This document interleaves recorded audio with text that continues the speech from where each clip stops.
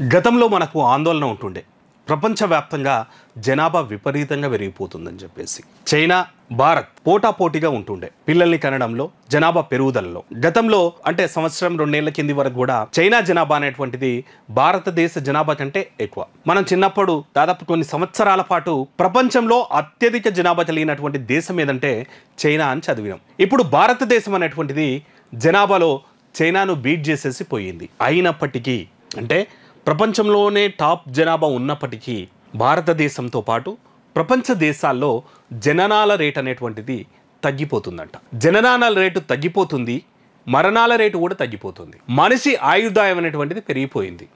గతంలో ఏంటంటే medical system అనేటువంటిది ఈ స్థాయిలో అభివృద్ధి చెందకపోవడం, రోజాలకి ఈరోజు మనకు వైద్యం ఉంది, మందులు ఉన్నాయి. అట్లీస్ట్ ఎంత పెద్ద రోగం వచ్చినా సరే కొద్ది రోజుల పాటు లైఫ్ని ఎక్స్టెన్షన్ చేస్తున్నారు. మనం నిన్నమొన్న వింటున్నాం HIV పూర్తి తగ్గిపోయేటువంటి మందు వచ్చింది, వ్యాక్సిన్ వచ్చింది, మెడిసిన్ వచ్చిందని చెప్పేసి. ఇప్పటికీ క్యాన్సర్ లాంటి దీర్ఘకాలిక రోజాలకి పూర్తి స్థాయిలో తగ్గేటువంటి మందులు రాకపోయినప్పటికీ జీవితాన్ని అయితే ఎక్స్టెండ్ అయితే చేస్తున్నారు. ఈ నేపథ్యంలో ఇక వృద్ధుల సంఖ్య ప్రపంచవ్యాప్తంగా పెరిగిపోతుందంట. భారతదేశంలో చూసుకున్నట్టయితే ఇప్పుడు 65 ఏండ్ల పైన ఉన్నోళ్ళు దాదాపు 10% వరకు ఉన్నారంట. భారతదేశంలో 10% వరకు ఉన్నారంట. 2100 సంవత్సరానికి ప్రపంచవ్యాప్తంగా చూసుకున్నట్టయితే ప్రతి నలుగురిలో 65 ఏండ్లు దాటినోళ్ళు ఒకరు ఉంటారంట. ఇప్పుడు భారతదేశం పెద్ద అసెట్ ఏంటంటే యువత. మనం 30 to 40% కూడా భారతదేశ యువత ఇప్పుడు ఉంది. అందుకే ప్రపంచ దేశాలన్నీ కూడా భారతదేశం వైపు చూస్తున్నాయి. అంటే ఇన్వెస్ట్మెంట్స్ కోసం కానీ లేదంటే ఉద్యోగాల కల్పన కోసం కానీ. ఎందుకంటే మన దగ్గర చీప్ అండ్ బెస్ట్లో హ్యూమన్ రిసోర్సెస్ వస్తాయి. ప్రజెంట్ బాగానే ఉంది అని రాను అనేటువంటిది వయసు అంటే 65 ఏండ్లు దాటినోళ్ళు, వృద్ధాప్యం వచ్చిన వాళ్ళు 65 ఏండ్లు దాటినోళ్ళు ప్రపంచవ్యాప్తంగా పెరిగిపోతున్నారంట. ఇది ఆందోళనకరమైనటువంటి విషయం అంటోంది. దాన్నే సిల్వర్ సునామీ అంటారంటుంది.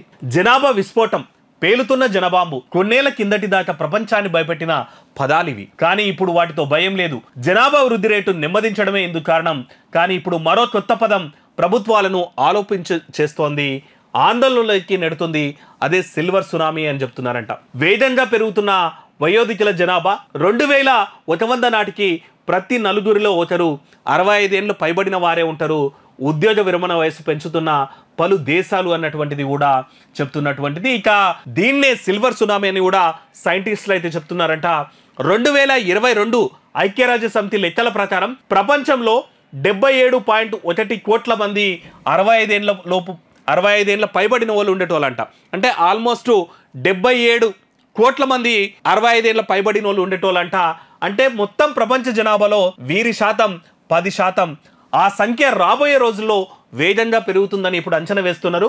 వివిధ దేశాల్లో జనాభా వృద్ధి, తగ్గుతున్న శిశు మరణాల రేటు నేపథ్యంలో 65 ఏండ్లు పైబడిన వారి సంఖ్య పెరగడం అనివార్యమని ఐరాస అయితే చెబుతోందంట. 2050 నాటికి వీరి శాతం 16%, ఈ శతాబ్ది అంతానికి 24%. అంటే 100 మందిలో 24 మంది 65 ఏండ్లు పైబడిన వాళ్ళు ఉంటారంట 2100 నాటికి. సరే, ఆ రోజు వరకు మనం ఉంటామా, ఈ తరం ఉంటుందా అన్నమాట పక్కన పెడితే మన పిల్లల తరమైనా సరే చూస్తుంది. అది 2100 నాటికి నలుగురిట్లా ఒకరు ముసలోళ్ళు ఉంటారంట. అది 65 ఏండ్లు పైబడిన వాళ్ళు ఉంటారంట. ఇది ఆందోళనకరమైనటువంటి విషయం అన్నటువంటి మాట చెప్తున్నారు. ఇక గతంలో 65 ఏండ్ల పైబడిన వారి కంటే 5 ఏళ్ల లోపు వయసున్న వారి సంఖ్య ఎక్కువ. గతంలో అంటే మనం చిన్న ఉన్నప్పుడు అట్లేందంటే 65 ఏండ్ల పైన కంటే 5 ఏండ్ల లోపు పిల్లలు ఎక్కువ ఉంటుండేనంట. ఇప్పుడు 5 ఏండ్ల లోపు పిల్లల సంఖ్య తగ్గిపోతుంది, 65 ఏండ్ల సంఖ్య పెరిగిపోతుంది అన్నటువంటిది ఆందోళనకరమైనటువంటిది. ఇక 65 ఏండ్లు దాటిన వారి సంఖ్య రోజు పెరుగుతుంది. అన్ని దేశాల్లో ఒకే రకంగా లేనప్పటికీ అభివృద్ధి చెందిన దేశాల్లోనే ఈ సంఖ్య ప్రమాదకరంగా ఉంది.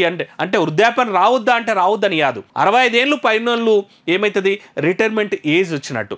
ఆ రిటైర్మెంట్ ఏజ్ వచ్చిందంటే వాళ్ళంతా పని మానేసి ఇక ఖాళీ ఉండేటువంటిది. అంటే ఉత్పాదక కూడా తగ్గిపోతుంది అండి. ఎందుకంటే పని చేసేటోళ్ళు ఉన్నప్పుడు ఉత్పాదన పెరుగుతుంది. పని చేసేటోళ్ళు తగ్గి అంత రిలాక్స్ అయ్యి రిటైర్మెంట్ అయితే పని చేసేటోళ్ళు లేకపోతే ఆ దేశ ఆర్థిక పరిస్థితి లేదంటే పనులు ఎట్లా జరుగుతుంది అన్నటువంటిది ఇప్పుడు ఆందోళన. ఇప్పటికే జపాన్, ఇటలీ, ఫిన్లాండ్ లాంటి దేశాల్లో 65 ఏళ్ళు పైబడిన వారి సంఖ్య భారీగా ఉంది. జపాన్లో అత్యధికంగా దాదాపు 30% ఉందడంట.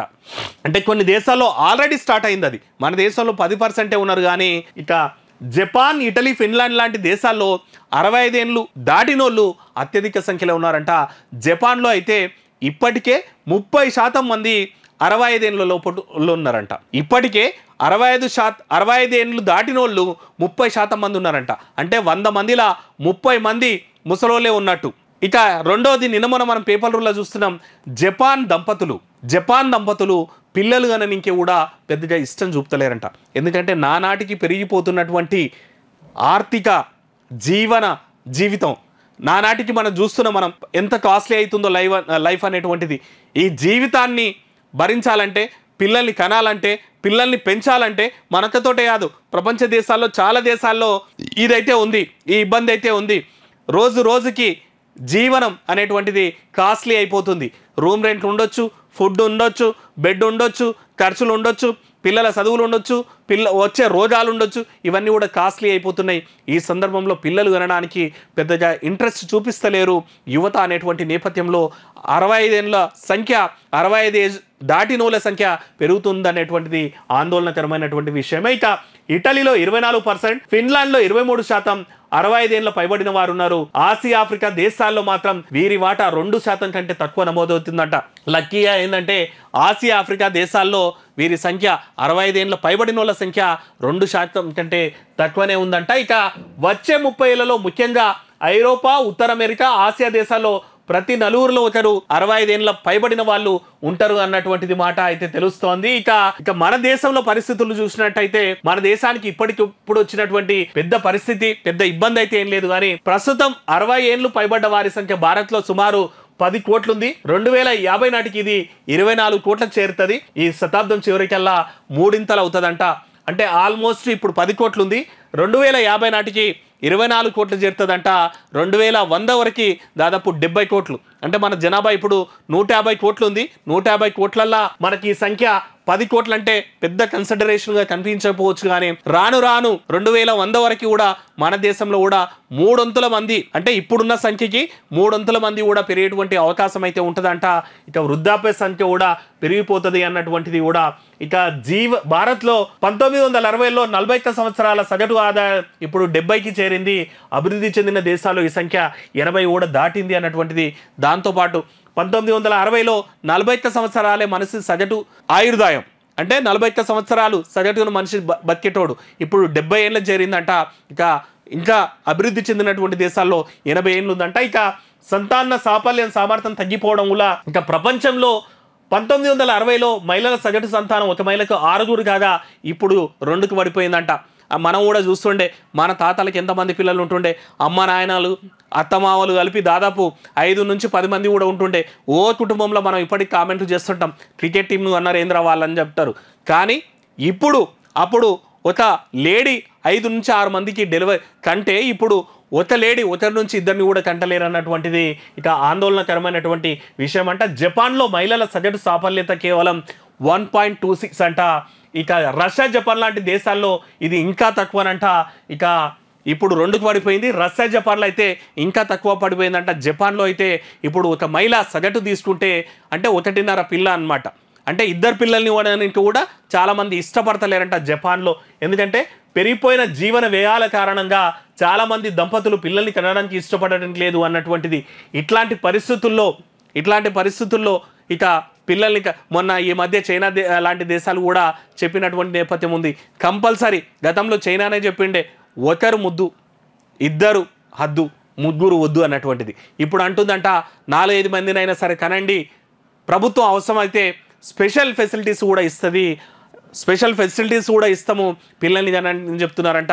ప్రపంచవ్యాప్తంగా ఇట్లాంటి రోజు మళ్ళీ అన్ని దేశాల్లో అయితే వస్తుంది. ఎందుకంటే వృద్ధాప్యం పెరిగిపోతుంటే ఆ దేశానికి సంబంధించినటువంటి అన్ని ప్రొడక్టివిటీ తగ్గిపోతుంది, ఉత్పాదకత అంటారు కదా, అది తగ్గిపోతుంది. ఆర్థిక పరిస్థితులు సంపాదించడం లేనప్పుడు ఇన్కమ్ ట్యాక్స్లు లాంటివి రానప్పుడు దేశం అనేటువంటిది ఆర్థికంగా దివాలా తీసేటువంటి పరిస్థితి ఉంటుంది. కాబట్టి త్వరలో మనం కూడా మన దేశంలో కూడా ఉంటాం. ఇప్పటికైతే మన దేశం 150 కోట్లతోటి పటిష్టంగా ఉంది. కానీ మనం కూడా ఈ తరాన్ని మెల్లమెల్ల మన దగ్గర కూడా చూస్తున్నాం. చాలామంది సంతాన సాఫల్య కేంద్రాలు మస్తు పుట్టుకొచ్చినాయి. ఎందుకంటే సమస్యలతోటి కొత్త జంటలకి పిల్లలు కాకపోవడం వల్ల పిల్లలు అయ్యేటోళ్ళేమో ఇప్పుడే ఎందుకని చెప్పేసి 35-40 ఏళ్ళ వరకు వెయిట్ చేయడం, ఆ సందర్భంలో పిల్లలు కాకపోవడం, కొద్దిమంది ఏమో పిల్లలు ఉంటే ఇక మేము ఎదగలేమనేటోళ్ళు చాలామంది ఉన్నారు. ఇవన్నీ కారణాల వల్ల పిల్లలకు దూరంగా ఉంటున్నారు. కానీ రేపటి నాడు ప్రమాదకరంగా ఆందోళనకరంగా మారే అవకాశం అయితే ఉందంట. చూడండి, తస్మత్ జాగ్రత్త. నేటి యువత ఎప్పుడు ఛాన్స్ ఉంటే అప్పుడు, ఎప్పుడు ఛాన్స్ ఉంటే అంటే ఆర్థిక పరిస్థితులను పరిగణలో తీసుకొని ఎక్కువ రోజులు వెయిట్ చేయకుండా పెళ్ళైన కొద్ది సందర్భాల్లో అంటే కొన్ని సంవత్సరాల్లోనే పిల్లల్ని అనేటట్టయితే ప్లాన్ చేయండి.